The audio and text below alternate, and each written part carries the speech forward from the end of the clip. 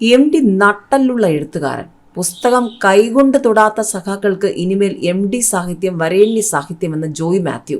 ഇതിനിടയിൽ MDയുടെ വിമർശനം ആർക്കെതിരെ പ്രതിരോധം തീർത്ത് CPM രംഗത്തിറങ്ങിയിരിക്കുകയാണ്. അവിടെ കൊണ്ടും തീർന്നില്ല.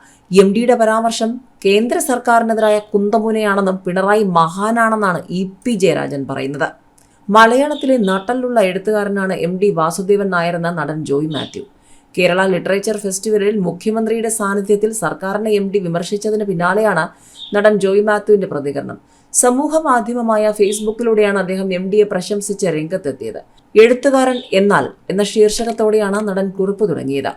MD എന്ന എഴുത്തുകാരൻ ഉന്നത ശീർഷകനാകുന്നത് അധികാരികളുടെ മണ്ടക്കിടുന്ന ചോദ്യങ്ങൾ ചരിത്രബോധത്തോടെ നേർക്കുനേർ നിന്ന് ചോദിക്കുന്നത് കൊണ്ടാണെന്ന് അദ്ദേഹം പോസ്റ്റിൽ പറയുന്നു.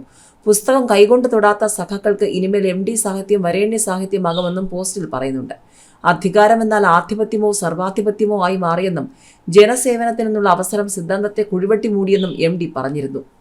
ഇതിനിടയിലാണ് മുഖ്യമന്ത്രി പിണറായി വിജയനെ വേദിയിലിരുത്തി MD വാസുദേവൻ നായർ നടത്തിയ രാഷ്ട്രീയ വിമർശനം സജീവ ചർച്ചയാകുമ്പോൾ MD ആരെയാണ് ഉദ്ദേശിച്ചതെന്ന് എല്ലാവരും ഉറ്റുനോക്കുന്നത്. പറഞ്ഞത് പിണറായിയെക്കുറിച്ചോ LDF സർക്കാരിനെ കുറിച്ചോ ആണെന്ന് ആരെങ്കിലും പറയുന്നതിന് മുൻപ് തന്നെ പ്രതിരോധവുമായി CPM എത്തി.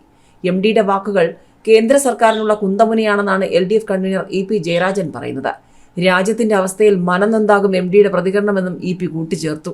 MDയുടെ പ്രസംഗം കേരളത്തെ ബാധിക്കുന്നതല്ലെന്നും പൊതുവായിട്ടുള്ള ചില കാര്യങ്ങൾ വിശദീകരിക്കുകയാണ് ചെയ്തതെന്നും ഇടതുപക്ഷ വിരുദ്ധ അപസ്മാരം കയറിയിട്ടുള്ളവർ CPMനും പിണറായി വിജയനുമെതിരെ അത് തിരിച്ചുവിടാൻ ശ്രമിക്കുകയാണെന്നാണ് EP ജയരാജൻ പറയുന്നത്. പിണറായിയോട് ജനങ്ങൾക്കുള്ളത് വീര ആരാധനയാണെന്നാണ് EP പറയുന്നത്. തനിക്ക് മറ്റു പലർക്കും പിണറായി മഹാനാണ്.